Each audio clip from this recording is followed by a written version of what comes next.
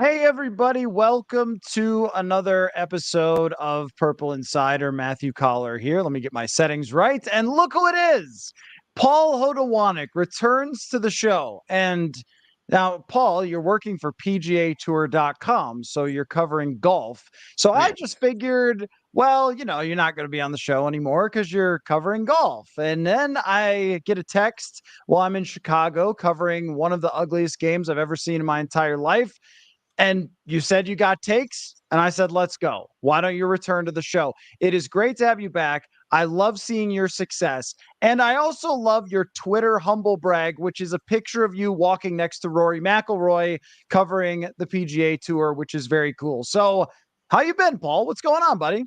I'm great. I'm great, Matt. Yep. Down in Florida, which we're finally getting the weather where, like, when everyone says, oh, Florida's great, it's like we're finally hitting it. Like, I looked at my weather app today and it's 10 days straight of between 75 and 80 degrees. So I am loving life down here. Been traveling a ton, but finally get to soak in some of the Florida sun. So excited.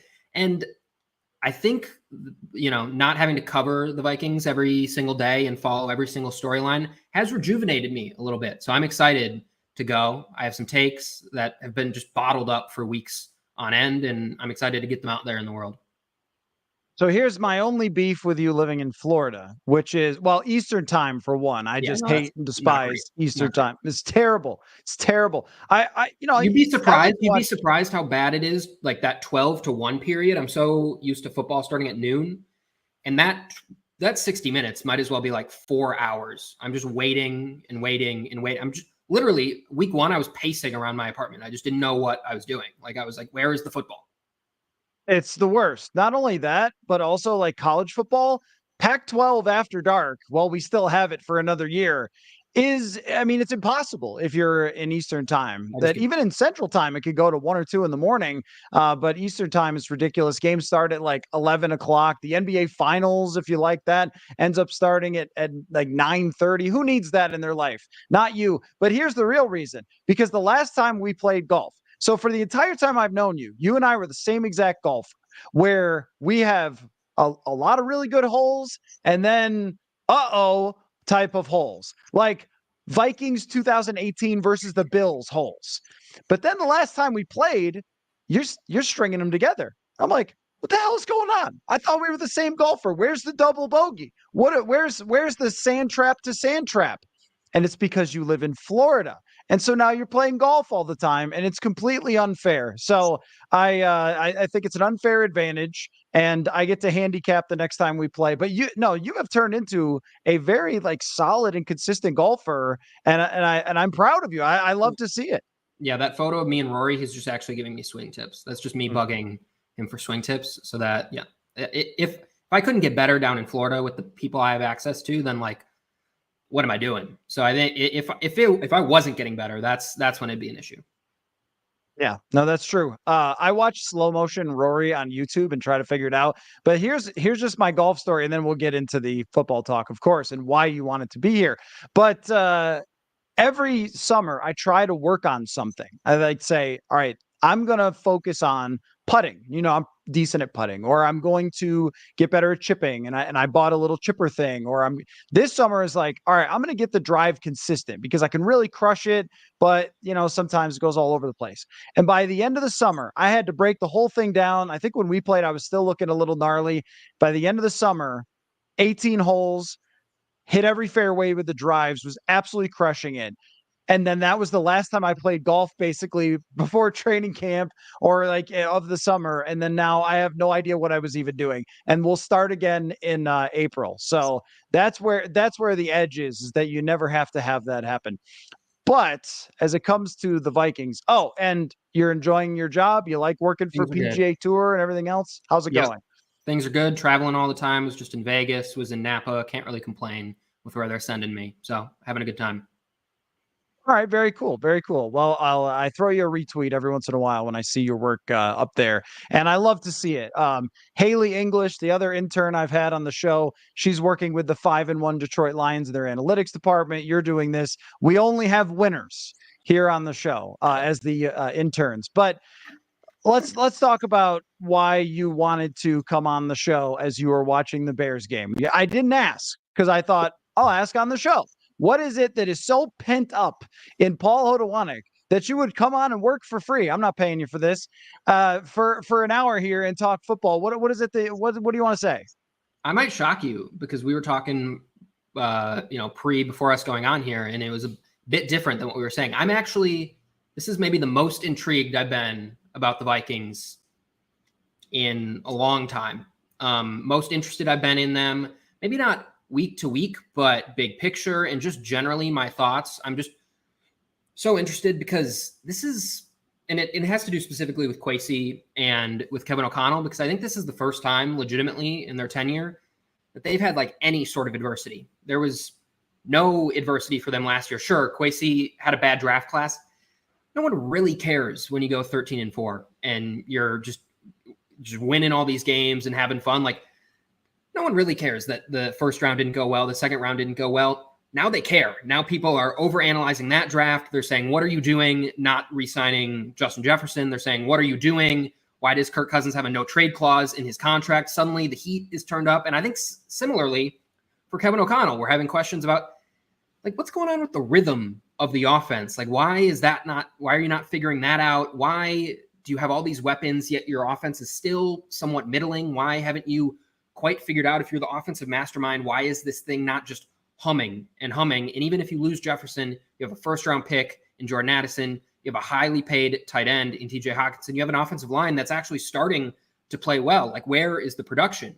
And it's just not there. And so I think it's going to be really, really fascinating over the next few months to just follow how Kwesi and Kevin kind of do their jobs and perform once the dials turned up on them a little bit. Because again, I think not anyone can do the job when things are going well, but like the culture stuff by both of them works a lot better when you're winning every single one-score game and things aren't breaking your way, or when things are breaking your way. Now things aren't breaking your way. You have these weird turnovers. You don't know what's going on. You're a little bit more snippy in the media. Like, it's just how these things go. And we've seen other regimes kind of get torn down by this. And so I'm really intrigued if they dig their heels in, if they fully go into the rebuild mode. Like, all of it is fascinating to me. I think, especially if they would have lost to the Bears and lost to that game in dreadful fashion. Like, O'Connell has been telling us every week, I've still been following the pressers, that like, no, this team's close. I believe in these guys. I mean, it's so much harder to do if you lose to that Bears team. And so I'm just really fascinated now that there is some adversity, how these guys, specifically the front office, the new regime, how they handle things. Because it's the first time where people are really, really questioning, hey, what's going on? And so just how they react, if they fold into pressure, if they stick to their plan, what is their plan? Like, all of that is really, really intriguing. And I probably haven't been this excited or intrigued maybe for the couple months when they were hiring and we knew they were going to fire Mike Zimmer. But even before that, like, of the Kirk Cousins era, this might be the most kind of intrigued I am with everything that's going on. Yeah, so I did think that it would have been almost too perfect if Tyson Bagent had been the one that like fully thrust them into the natural tank and just forced them to have to trade everybody away and lose a bunch of games the rest of the season. So there's a lot to get to with what you said there. The intrigue is so rooted in what happens after this that it's almost hard to focus on the games. And by almost, I mean actually kind of very hard. And one of the things that I really love is we got a big game this week. Let's talk about their offense, your defense, your offense, your coaches, your players, who's matching up, who's taking advantage, this lineman versus this D lineman. And when I talk about that stuff, I almost feel like I hear the audience hitting the snooze button. All right, whatever. Talk about where they're trading Kirk. And like, I'm writing about it right now about Flores versus Shanahan. And I'm so interested in how do they send extra pressure? How do they deal with those motions? Flores is playing this really interesting, like 5 defensive linemen with this umbrella kind of thing that's been working a lot. And yet again, I was like, who cares? Talk about like if Jefferson's going to sign or does he want to be traded, or talk about, what's coming next. And there's a part of me that wants to simulate the season and just give me the record. Let's go right to March. Simulate the Super Bowl. Don't care who wins. Let's get to March. Are they moving on from Kirk? Are they drafted a quarterback? Are they going to have the cap space to make moves to bring in talent? Do they keep Flores, or does somebody hire him? because I'm so impressed by him that I think if you give this man a little more talent, he's barely had Marcus Davenport, which means he's got one pass rusher and they're in the top 10 in sacks. Like this man's doing his job. And so like I want to see how all these things play out. And yet I also have all these football games to cover. But one of the things I want to go forward with you were talking about is the Kevin O'Connell dynamic to this as well. Because last year they get the number one NFLPA survey spot.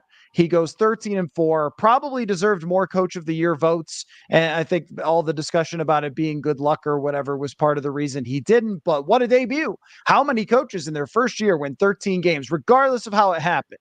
And they had to make plays to win those games as well. And their offense was good. It was 8th in the NFL, and they passed the ball like Zimmer should have been leaning into Kirk Cousins and passing the ball more often over those years. They stopped running on second down. I didn't think they were a disaster with fourth down decisions, if not pretty good. And so he's checking all these boxes, like culture fit, in-game decisions decent. Maybe sometimes overthinking it a little bit and like trying to throw Kirk Cousins a pass, but okay, don't do that again. And maybe should have fired Ed Donatel, but it's hard when you're winning that many games, right? And so you go into this year, and then as you mentioned, the offense is just sputtering, but you're also getting guys who seem to have motor oil on their hands and are just dropping every pass. But okay, fine. But like you had a bunch of 3rd down and 12s in this last game. And you also have this other part that Kirk Cousins without a contract. I saw a stat today that when pressured, he's getting rid of the ball faster than anybody else in the entire league. So when he's feeling the heat at all, boop, that ball is out. And I wonder if that's because he got pulverized last year. And I wonder if that's because he's got a contract situation, which I don't think he's playing for, but I think creeps into your head. Like, I can't get hurt. And so there's all these dynamics. And then there's these insiders and like Jay Glazer and Jason LaConfora who are trying to hint that they might bring him back, which seems like it's almost no chance unless they beat the 49ers and the Packers and they roll the second half of the season and go into the playoffs with an incredible run like Case Keenum made or something in 2017. So the interesting part for me, Paul, is how everything that happens, sort of every action has a reaction toward what it's going to mean for the future, including every win you watch on tankathon.com, your draft status goes down. That is the intrigue to this team, much more than the game-to-game type stuff. Yeah, and I mean, I think even as much as the Vikings wanted to lose that Bears game, the way they were playing, like, they're just some completely inept teams in the NFL, and it is that way every year. And this year, we've got the Bears, we've got the Panthers, looks like we have the Patriots. Even if you thought Bill Belichick couldn't be like dragged to ineptitude, it appears he has. The Broncos are like, the Vikings are just going to end up with, even if they're bad, like the 8th or 9th pick. And I think that again adds to the intrigue of, okay, does that mean Kwesi is going to try to trade some of these guys to get more picks to move up? So I get what you're saying, that the week to week stuff can get a little bit lost because we're all just looking towards the big picture. And I think that's warranted when you're probably going to lose to the 49ers and your playoff odds are going to drop to near zero. That's just where we're at. But I also think because Flores probably is saying another year, just because of the talent of the defense, he's not going to be that good to really garner a head coaching role. Like, I think you can watch that defense and you can be intrigued. I mean, they don't have the talent, but it's fun to just see what he's going to dial up schematically, how much they're going to pressure, how things are going to look, who's going to be coming off the edge, who's going to be coming up the middle, who's going to drop. Like, those things are fascinating. And I think you see when you play a team like the Bears, like, the scheme is just designed to eat up bad quarterbacks. And you're going to get burned by Justin Herbert, and you're going to maybe even get burned by a Brock Purdy who gets rid of the ball really quickly and does good things. You're going to get burned by Mahomes. But man, you're going to light up Justin Fields, and you're going to light up Bryce Young, and you're going to light up some of the bad quarterbacks. So that's fun to just watch. And I think still schematically, he's doing fun things where you can, maybe you're not as invested in the outcome because you're pretty sure they might lose, but you're invested in how it's going to look and how you can build towards it for the future. So I think from a defensive perspective, you can do that. And then offensively, especially with Jefferson out, it's just exciting to see what some of these guys are, if they might be a part of the team. So I think you can look for the future by enjoying yourself game to game. You just probably don't want to get too bogged down in the results of each game to game, because if you do that, it's probably going to be sad, just the way that we've seen this team operate. And if they're not going to have Jefferson, and we see the obvious talent deficiencies on the defense, like more often than not, it might end up in a loss. But I still am like fascinated by how the building blocks fit, because finally this team isn't just old guys where you know they're not going to be in the roster in a year or two. Like if a Caleb Evans pops off, then okay, Caleb Evans might be part of this team for 5-6 years. If, like Brian Flores said in, I think his presser today, like Andrew Booth Jr. is showing something, hey, now you can get invested in what Andrew Booth Jr. is doing on a game-to-game basis. So I still think, I mean, it feels sad because after 13 wins, we're talking about like how you feel when it's a rebuilding team and the building blocks you're finding. But I think that's just the mode that they kind of have to transition to at this point. And I think that adds to it. So it's still in, week out. I'm excited to see how those guys do.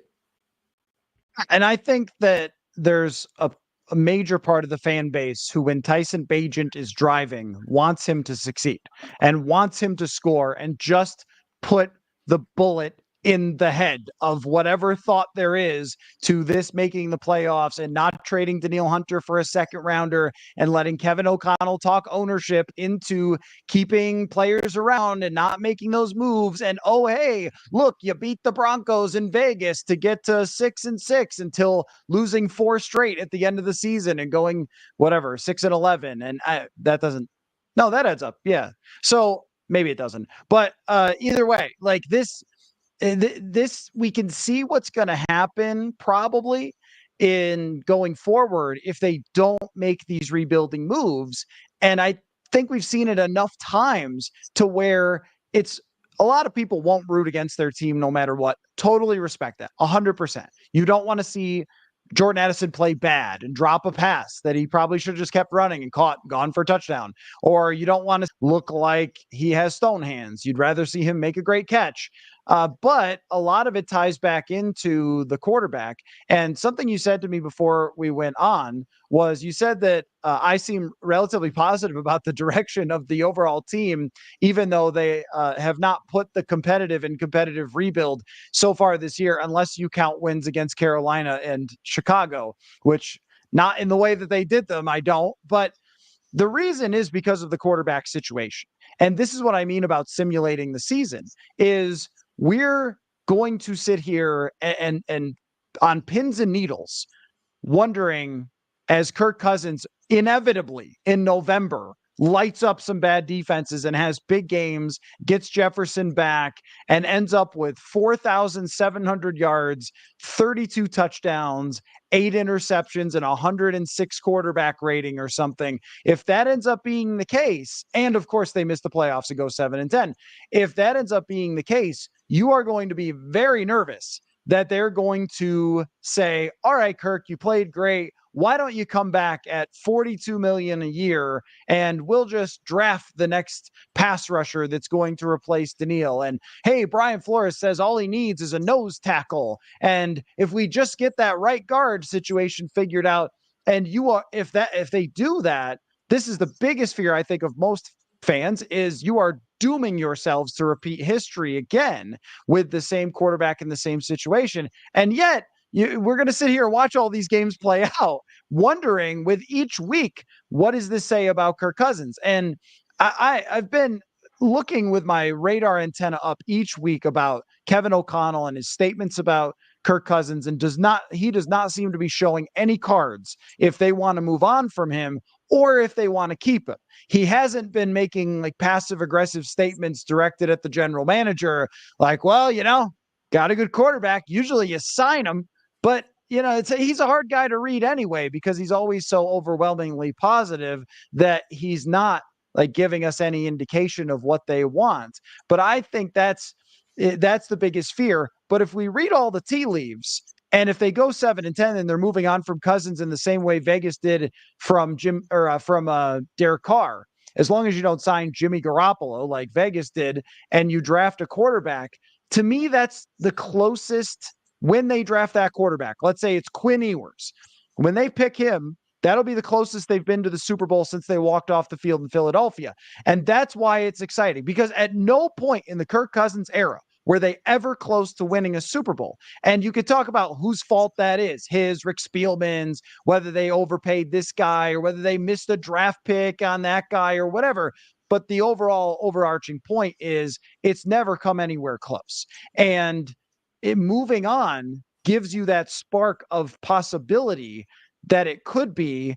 And you also wonder if some of these guys who look like they're sort of underachieving from the receiver standpoint are underachieving in part because Cousins is not making plays and is not taking the hits he was last year to make those throws, and what they can do for a future quarterback, which I think when you look at the offensive tackles, the receivers, Jefferson, there's a lot there. So that's why I think I've been more positive. If they had re-signed Eric Kendricks, Adam Thielen, Delvin Cook, I would have been like, I don't know what the point of doing Purple Insider is. Well, I'm going to take a sabbatical for a year. I'll wait for y'all on the other side because there's no reason to watch this season. But this has a lot more intrigue of all those things and a lot more possibility because of the way that they handled the whole roster and the quarterback situation. Yeah. And I think that's kind of gets me back to my original point about how they're going to handle some adversity, because it feels like the way they kind of orchestrated this, if Kwesi planned this out 2 years in advance, is my first year, hey, we're going to have the same team. We're going to roll with Kirk, and I'm going to slowly shed the veteran contracts. And after 2 years, we're going to let him go, and we're going to see what happens. And in my head right now, I'm just going to say, okay, ownership agreed, O'Connell agreed, Kwesi agreed. And so this year, plan went great last year. You got about as good as you could have done there. But everyone still kind of realizes, it's probably time to move on. Like, I think that's probably the best case for you. You had a really successful season. Everyone was happy. Your culture's built out. Ownership's happy. You're doing a great job. But everyone still kind of understands there's probably a cap ceiling on this. And so now you go into this year and you play it out. But now it's like, hey, I don't know if anyone expected us to be this bad. Did ownership think we were going to be this bad? And so now does it get unraveled anymore? Or like, does the plan get walked back? Is it suddenly, hey, I don't know if we can move on from him anymore? Do we need to keep Kirk to keep some level of stability? Because we just wading into the rookie quarterback waters or the Jimmy Garoppolo waters tier of quarterback, like that's a scary, scary proposition. And you know what's a lot safer? Kirk Cousins, who is going to provide you a level of stability, even if it doesn't feel like it at the moment, that just so many, to go back to the word we used earlier, inept franchises just don't have. And so that's where I'm intrigued. Like, are they going to stick to the plan that seems like it was pretty obvious given the way they constructed the roster, which was move on. We're going to tear it down a bit to the studs. We're going to keep our bookend tackles. We're going to keep Jefferson. We're going to move through with Addison and Hockenson, and we're going to create this offensive situation that's really, really good for either a cheap rookie or kind of a bridge quarterback for whoever the next guy is. Like, it's set up decently well for that.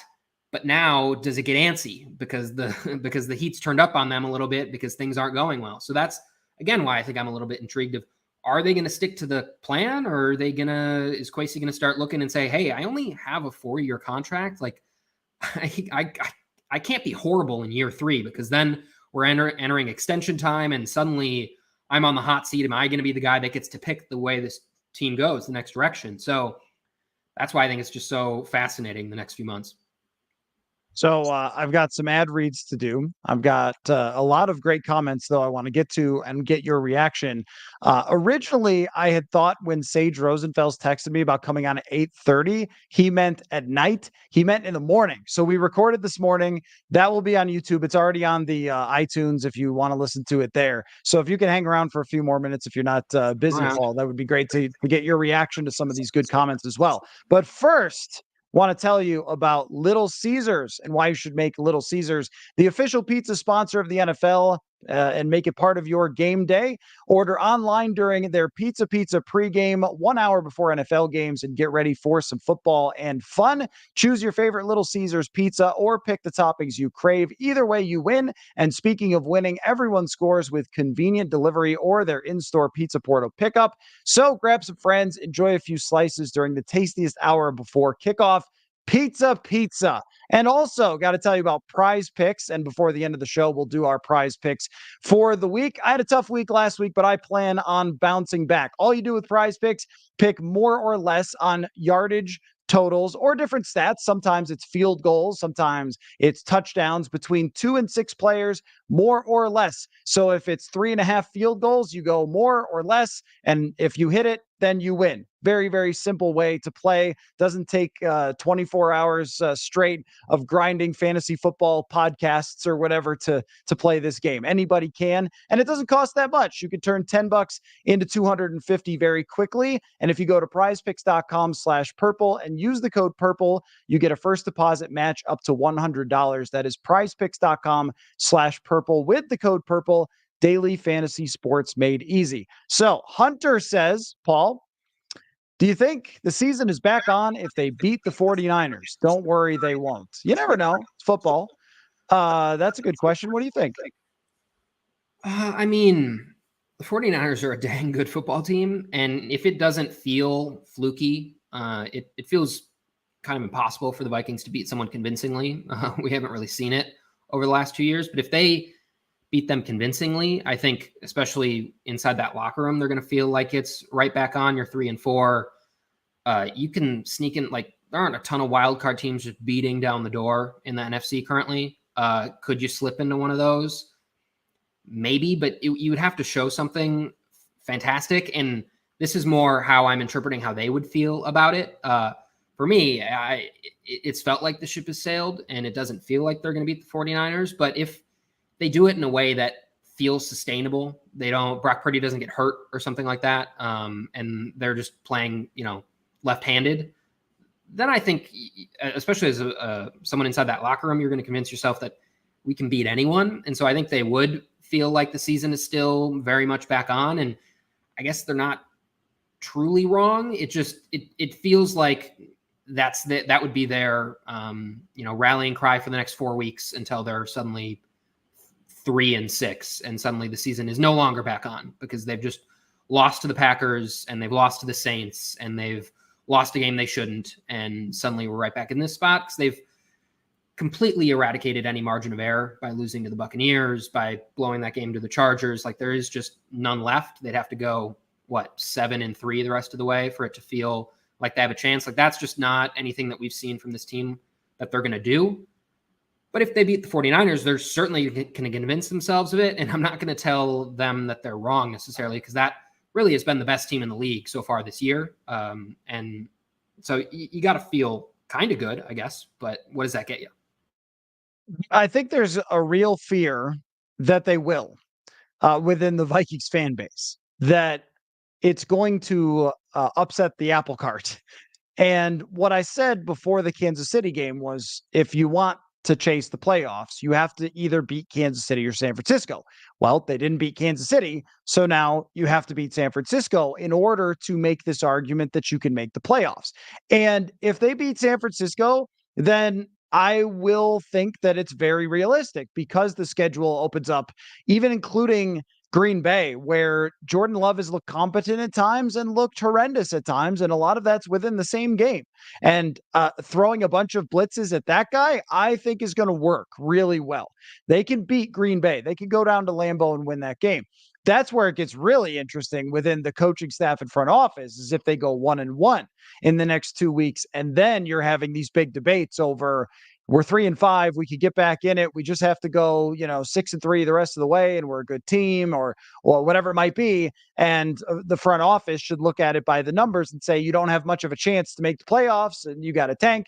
But if they beat San Francisco, there's really no argument for the front office to tell the coaching staff and ownership that the season is over. If you have a very good chance to get to 4-4, then they're going to say, well, we're 500. I mean, everything is in front of us now. We could be a good team. We'll get Jefferson back. We'll get rolling. Flores' defense is figuring it out, and everything will be rosy. And we know it doesn't work out that way all the time. In fact, it usually doesn't. Where, I mean, in 2020, they got to 6-6. And in 2021, I think they got to either 7-6 or 6-6. And they still ended up with the same results, because it's really hard to play playoff games every single week to try to make the postseason. But a pop-up win like this against a really great team can absolutely shape the way everyone sees it. And, this was the question from Abso Definitely here, where he said, Bajent beating the Vikings, would it have been enough to jolt the Wilfs into reality? And would they advocate for change? So I think that, yes, that would have been. But I also don't really love the characterization of the Wilfs as being what's holding them back, because if the Wilfs wanted them to keep Kendricks and Thielen and Cook, then they would have. They would have restructured every one of those contracts. They wouldn't have gone out and got Byron Murphy and Marcus Davenport, and they would have just rolled on. And they allowed them to do that. They allowed them to rebuild these major parts. So I don't like them being talked about as, and I think it was true in the past of, hey, we got to bring back Kirk. We got to bring back Kirk. But also, if the Wilfs wanted Kirk to get his extension, he would have had it. And that's kind of the point, right? So I think we need to give them more credit for understanding where they are in this timeline. But you are completely right that if they get to 4-4, a national TV win against the best team in the NFC, there is no way they're trading Danielle Hunter. And that's where the anxiety, I think, comes in, because if they lose that game, then they go to Green Bay. Best you can do is 3-5. Pretty tough argument to say you shouldn't sell when your playoff odds are hovering around 10%. But this game could be a swing in the complete other direction and totally change the trajectory of where this team is going in the future. I mean, I agree. And the sentiment coming out of it, I think from analysts and fans, is just, how is it going to be? How is it going to look if they win? Because I think we've seen in the Carolina game and the Chicago game, they almost look worse in their wins than they have in some of their losses, just the way that they've barely squeaked by these teams. And so beating the 49ers takes a really good offensive line performance, which, especially in the interior, which this Vikings team has had a couple in the last couple of weeks, but it's still very shoddy, I would say. So if that holds up, you feel good about that long term. It would mean our defensive line, the Vikings, is playing really, really well.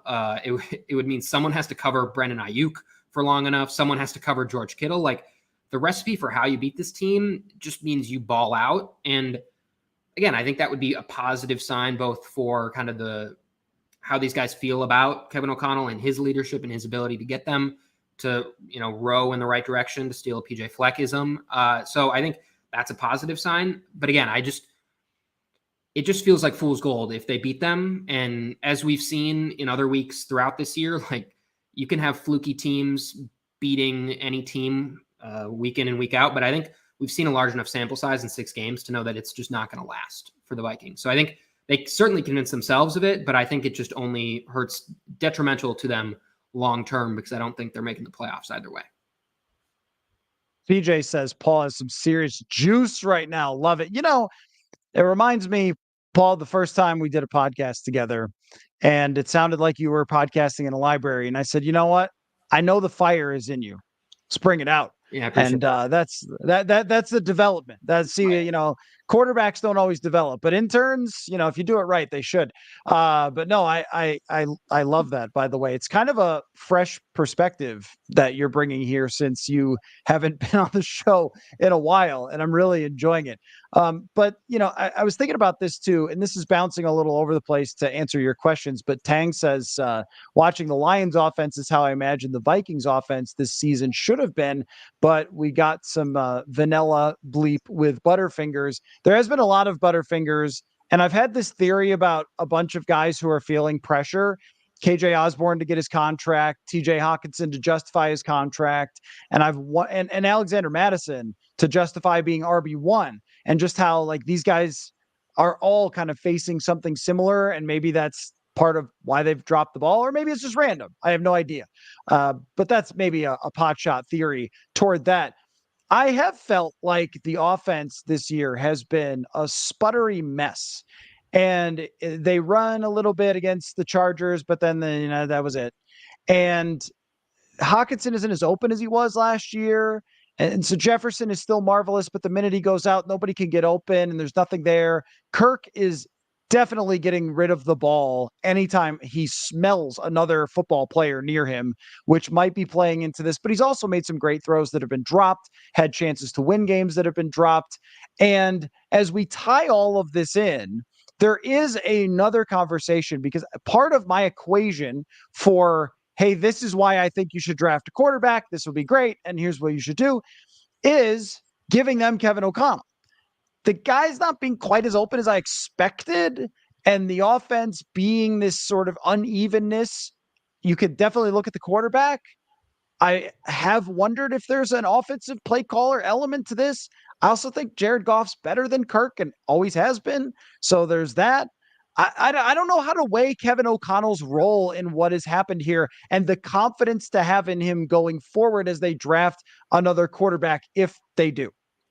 Yeah, it's interesting because it shouldn't be that when you cobbled together, like you traded for Hockenson midseason and you're in your first year as head coach and everyone's learning your playbook, that the offense looks better than it does after a full off season of time to gel all these guys. Like I mean, statistically, the offense was better in the second half of last season than they are this year. And maybe that's just defenses didn't have time to figure them out. And now defenses also had a year to kind of learn what this team was in the second half of the season. And so now they're a little bit more ready for it. But I do think, I mean, hand up, I love to blame Kirk for certain things. Like we have not shied away from that this year, but or in past years, but this year I have looked a little bit more at O'Connell and said, hey, like you were billed as a Sean McVay disciple. You were billed as one of these guys. And we're seeing some of the guys come out of the Kyle Shanahan tree and look really, really good, whether it's Mike McDaniel or even someone like Bobby Slowick with the Texans, who's already doing really cool things with CJ Stroud. And you see Sean McVay reinvent themselves without Cooper Kupp for a while. And they pluck Puka Nacua out of the draft. And suddenly he's just this superstar that it seems like Sean McVay had a hand in turning him into. And they're running the ball with guys I've never heard of, the Rams offense. Like, so I think there is something to, while we never expected Kevin O'Connell, or it shouldn't have been a realistic expectation for him to be Sean McVay or for him to be Kyle Shanahan, we're seeing all those guys innovate. And I can't say the first word that comes to mind when I think of what we've seen from this offense is innovation. It feels like get the ball to Justin Jefferson, which isn't a bad plan. Like, hey, I'm not going to deny that. Like, anyway, you don't have to gimmick it up if Justin Jefferson's just going to get wide open. But now if he's going to miss the game, can the offense score more than a touchdown and a couple field goals like they did to a bad Bears team? Like that defense is not good, but it looked good against the Vikings. Like you should be able to scheme. You still have enough talent. Like you should be able to scheme enough stuff up in that game to figure it out. And you knew Justin Jefferson was gone all week. Like you have a first round talent in Addison and you have Hockenson, and Osborne has proven himself to be a solid and capable like third option for an offense. So where is just some of that, easy button stuff? It doesn't feel like it. It feels like everything, even since he's been here, has been long developing. Everything takes time. Everything takes multiple progressions. And it just feels like we could be pressing the easy button a little bit more, and the running game should be a little bit better if the offensive line is getting a little bit better, and it has been in recent weeks, but it hasn't been anywhere near explosive. And some of that is the talent you have. But I think there is a little bit more juice to be squeezed out of this offense that maybe is just not happening. And whether you want to put that on Kirk, whether you want to put that on Kevin O'Connell is up to you. But I think more so than I have in the past, I'm willing to open that discussion up to say, hey, what is Kevin O'Connell doing to really, really help this offense? And I think we like him as a head coach and as a leader, but it just feels like there should be a little bit more success coming from this offense. Yeah, and so in one way, I get it because you want Justin Jefferson running double moves down the field. You want him, whatever the hardest route in the world is, give it to Justin Jefferson because he'll pull it off. Each week when I watch the film, I go back and grab one or two where I'm just like, sweet Moses. I like this guy is just unreal. And he could get open against anybody. And if he's not open, he still catches the ball. And then you take him out of the equation. You go, all right, who's Jefferson? You can't just scrap your offense. So now it's Osborne. Now it's Addison. They double team Addison on a third down. Now it's Powell. Okay. So I'm looking at that third down and long, and it's a deep corner to Osborne where he hasn't created a bit of separation, or it's a double team to Addison, or it's a double team to Hockenson. I mean, the Bears understood what they needed to do, and they did it. And I think that any team can. But to your point, the drop by KJ Osborne was probably the greatest example of what you just said. So on this play, and I expect everyone in this room to have memorized every play from the Bears game and not wash it out of your memory because it was so exciting and memorable. But I'll just describe the drop for you. So they have kind of a cut split there where they got two guys lined up next to each other on the outside and they're close and one's behind the other. So they run this kind of cool off the line of scrimmage thing, and Osborne breaks to the outside. And it's like a mini corner route. I don't know what they call the route, but he breaks to the outside. and Kirk drops an absolute dime that is in the only place where his receiver can catch it. Beautiful throw. I mean, this is as accurate as you can get in football. And he lays out sliding down, and the ball bounces off his hands. Now, I expect an NFL wide receiver to catch that football. You don't see that caught on Saturday, but you usually do on Sunday. But that takes an elite throw and a sliding catch. And we're going, oh, come on, Osborne, you stink.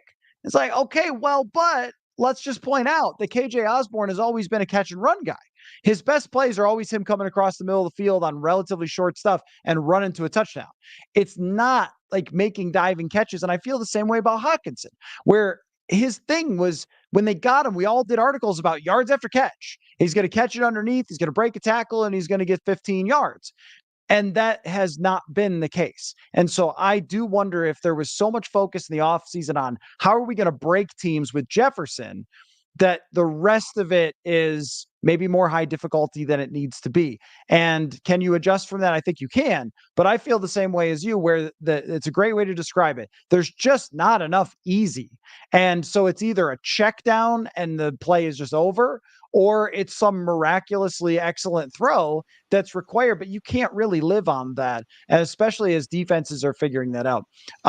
Zeline says, Cousins apologists love to say that he's not the problem. Why do we set the bar so low? He's the highest paid player on the team, and he's not the solution.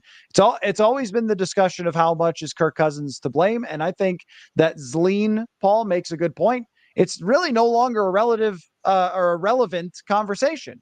It's really just, it hasn't worked. So why would you keep doing it? And that's not to say he's not good enough to win, but you've never been able to build a team good enough. And the years have run out of where you can do that, even at a halfway, it's not been a great price, but a halfway decent price. And in his prime is gone now. So I think it doesn't even matter how much we blame him at this point for all the things that have happened. It's really about just the logic of not investing that money for that player.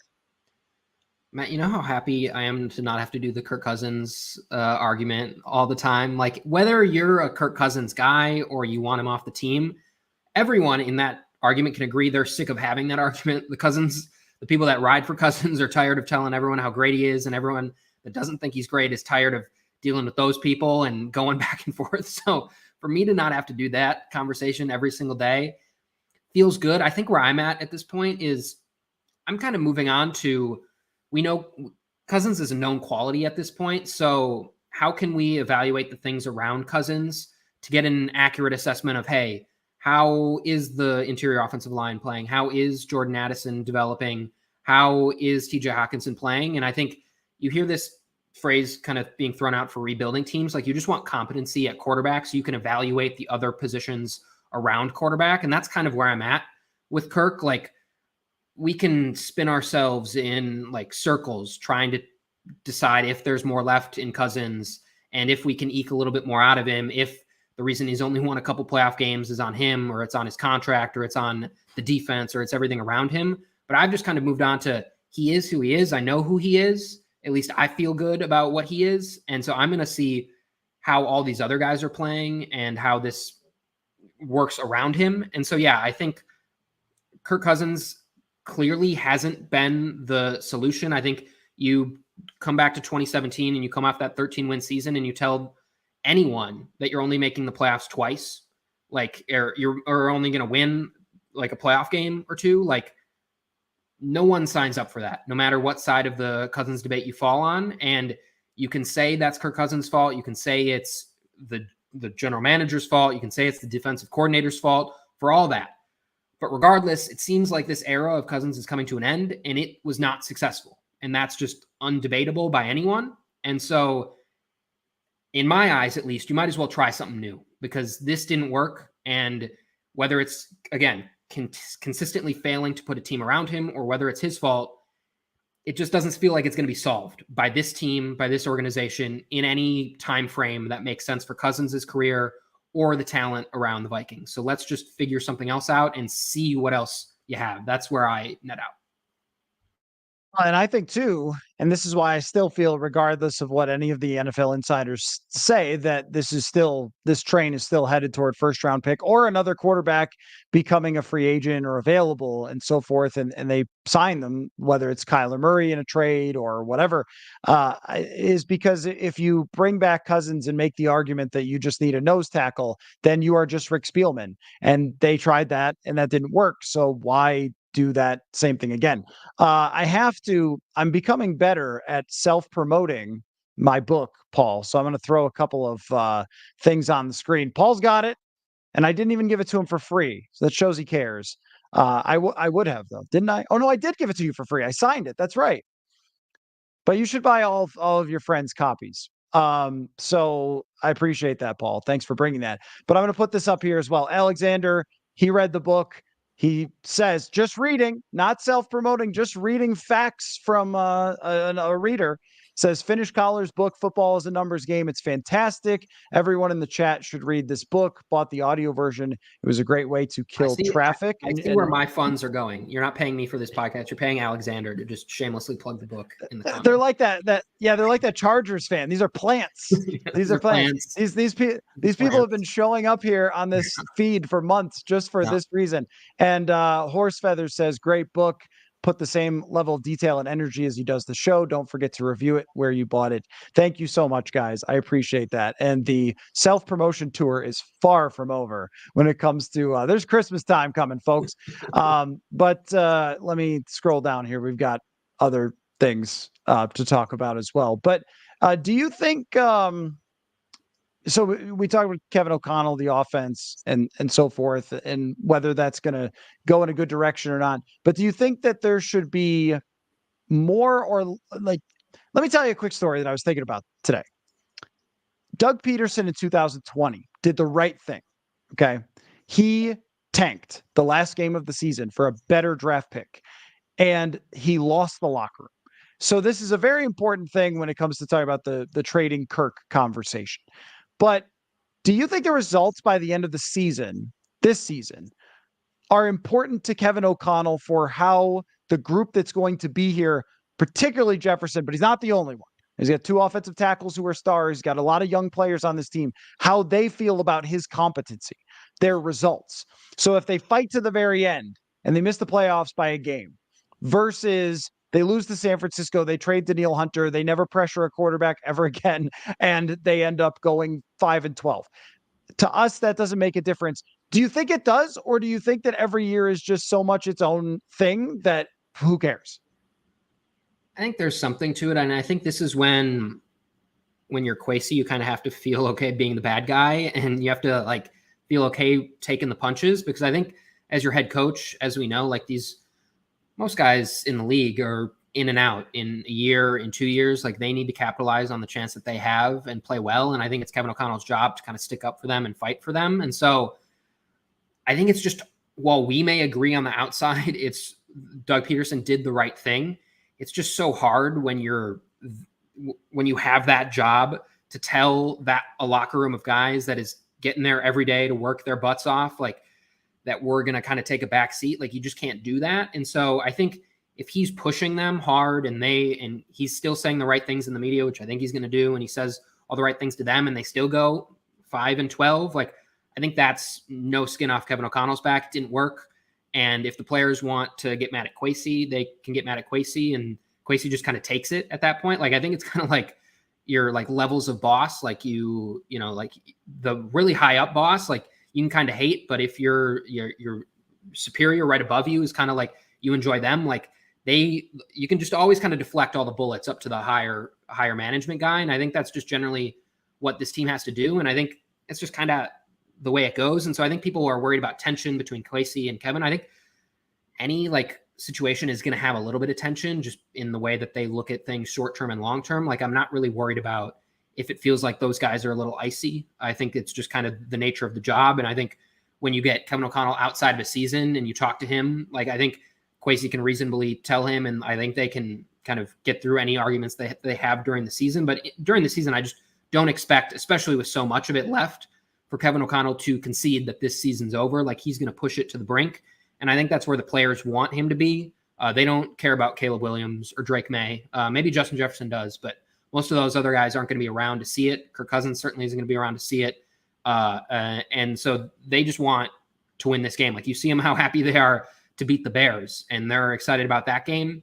That it's just what they want to do. They want to be successful game in and game out. So I don't really have a problem with that. I think it's just the tightrope that kind of Kwesi has to walk with Kevin O'Connell. And I think I see no way that O'Connell gives this season up in any respect. And I think if that still results in not much success, I don't think that affects him much in that locker room. Yeah, I think that the players can all look at themselves in that case. And the only guys whose opinion really matters is Justin Jefferson. And if he and O'Connell are on the same page, then everything will fall into place. After that, it doesn't matter what Ivan Pace Jr. thinks. Like, he just has to do his job. It honestly doesn't matter what Jordan Addison, like, you're not losing Jordan Addison, young players like that. I don't think they're going to just give up on the coach. But when you lose, people start pointing fingers. And this is where the one thing I think that in an ideal world, you'd have Kwesi and Kevin O'Connell on the same page. But if Kwesi disagrees with O'Connell on whether to trade Hunter and Kwesi wins out, there's gonna be resentment there. And that's where it ties back into the result of this week, where in a way, if they were to beat the 49ers, it would clarify the direction where, okay, you're going to try to make the playoffs here. And I think everyone would agree on that at that point. If they lose and then beat the Packers, that's why they should do it right after they lose, if that's what happens, and go, hey, you're 2-5, your odds to make the playoffs are 4%, time to make that trade. Don't beat the Packers and go to 3-5 and go, because that happened in 2020, except for in 2020, we were talking about trading Riley Reef. What would he have really gotten back? Maybe a 5th round pick, a pick swap. Now we're talking about someone who could get a 2nd round pick. And that's an important distinction, I think. And I think there's Joshua a difference. I think there's a difference, just like if you're comparing it to the Mike Zimmer kind of resentment he was feeling towards the end, like, it was different because Mike Zimmer knew his job was on the line. Like, I think there's probably a part of Kevin, like, he knows he's going to be here no matter how this season goes. Like, he doesn't really have to worry about his job security in this year. And so I think there's probably a bit less hostility when it doesn't feel like the GM's against you, and if you don't play well, you're going to lose your job. Like, I think Kevin O'Connell's keeping his job no matter how this season goes, as long as he doesn't lose everyone in that locker room and it feels like he has nothing to gain. So I think in that, I don't feel like there's going to be as much built up animosity, just because I think everyone understands that they're here for the long term and that there's kind of a light at the end of the tunnel potentially with how young the offense is and how they're set up. So I think that maybe mitigates some of the issues you're worried about things kind of bubbling over.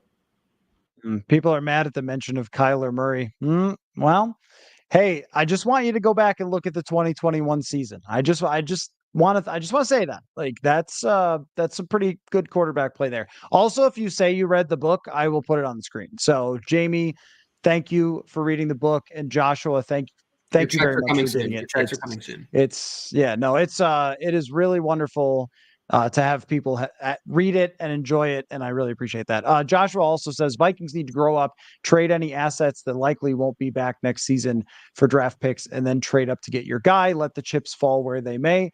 Totally agree. And there's a lot of politics involved along the way, and that's why it's always harder than we think it is. So I want to not forget to include our prize picks, my prize picks. I didn't ask you for any prize picks, but I'll tell you for this week what I'm picking. I am going with TJ Hawkinson to have a bounce back game, more than 57.5 yards. TJ Hawkinson has had a rough go of it, but I think that the defense of San Francisco will make life extremely hard on the outside wide receivers, and that TJ Hawkinson will be relied upon a lot. I am going also a bounce back game for Geno Smith, who was miserable last week. They're playing Arizona, more than 253.5 passing yards. And Stephon Diggs is going to go bananas against New England. I'm going more than 89.5 yards. So there are my prize picks for the year. All right. Well, we'll just end it on this, Paul. We need some sort of meter. I couldn't think of a pie chart, Sure, but maybe just a meter. Where are you in the blue to yellow to orange to red on confidence this works? Like that it falls into place, like the Eagles getting Hurts and building this behemoth roster, or Detroit building their roster into whoever based on what you've seen from their leadership, their decisions, and so forth. The blue is fire everyone. The red is you're Howie Roseman and bring us a trip to the Super Bowl. How confident are you? I think climactically, I'm right in the middle. I think a lot of people. Perfect for the Vikings, I'm sorry. as the Vikings would be, right in the middle. Right. Yeah. No, I see in the comments people are upset about Kwesi, and I understand it to an extent. Like some of the biggest decisions that have been made, they haven't signed Justin Jefferson, which is still just abominable to me. You got to sign him. I don't like he's only going to get more expensive. And so I know you have the franchise tag and you can keep him here, but you got to do that. And there are certain things that I'm like, why did that happen? But I also want to say it's only been a year and a half. And you just, as with draft picks, what do we say? We try to give them 2-3 years at least. Like at least let the general manager have 2 years to fully bake through his ideas. You can not like the process of how things are going, but it just feels very, very much reactive to after a season and a half to immediately make your mind up. I'm not going to say it's not going to end that way for me, and I'm not going to end up feeling like that. But right now, I'm just not able to get there. And so I don't have the same pessimism that the Vikings just don't have the right guy in charge. That means whatever next phase of this just isn't going to go well. I think enough smart people recommended him, and he was interviewed by many different people. And by the way, the other people that they wanted to get, Ryan Poles, things aren't going well in Chicago. Joe Shane with the Bills or with the Giants, things aren't exactly going well there. So if you want to stack them up to the options that they could have signed, things aren't going, it's not paradise over in all the other spots. Grass is always greener. So I think I'm right in the middle. I think with Justin Jefferson and the offensive line that and everything that you've built, you have this ready made if you can pull off that quarterback. And I think if you can be selectively aggressive in the draft, if you can trade up and kind of put all your eggs in a basket and go for it, I think it can work. And I think we've seen with the best teams, at some point, you just got to go do that. You got to push the chips in. And I still think they're set up to have the potential to do that. Now, if they balk and they sit at 10 and they draft a defensive back, then I think you can start, lighting your pitchforks and going. But as of now, I'm just not ready to do that. And so I'm cautiously optimistic about how this season could go, or how this thing could go after the end of the season. And that's what I'm sticking with. I am more toward the orange than dead in the middle. I think they did a lot of things to help themselves in the future with the cap. And if they lose against San Francisco and the rest of the season goes the way it could go, they'll be in the middle with the draft where you can potentially trade up or have a pick of quarterbacks if they fall into the lower middle where we've seen, Patrick Mahomes, and I don't mean like real low, but Patrick Mahomes, Josh Allen, Justin Herbert, Tua, these were not number one overall picks. And so that always becomes a possibility. Tang says Detroit was able to build their roster because of many years of suck, and they had a lot of first round picks. Right. And the Vikings have Justin Jefferson and Christian Darrisaw and Brian O'Neill and Jordan Addison as their young foundation. And some of them will be expensive, but if your quarterback isn't, it balances it out. And it's the same concept of drafting hugely successful players and then building around them. Also, Stephanie has the book and said that she doesn't follow analytics, loves the book. Great stories of the people Stephanie's involved. been on the payroll Amazon, for a while, so that makes sense. Yeah, that's right. No, yeah, and Stephanie's been hugely supportive. She's a writer herself. So Amazon football is a numbers game, or if you're an intern, then I will sign a copy for you. But no, anyway, this was great, Paul. I really appreciate you doing this, taking the time to jump on in between PGA Tour events, of which you'll never play in, but you can have a lot of fun writing about. And I hope that, well, fall golf is, it's waning. The weather's going down. Probably won't get another chance to get out, but What do we you will mean? play It's for 75 sure. every day. That's what I'm dealing with. Yeah. Well, anyway, so maybe I'll stop down in the bye week and hack it up with you. But anyway, so thanks for your time. It's great to get back together. You are free, lifetime invite to invite yourself on anytime you want, and have a good time talking ball. So thanks to you, thanks to everybody for all of your questions, comments. You always make for a great show, and keep buying the book. So all right, everybody, we'll catch you next time. Football. Football.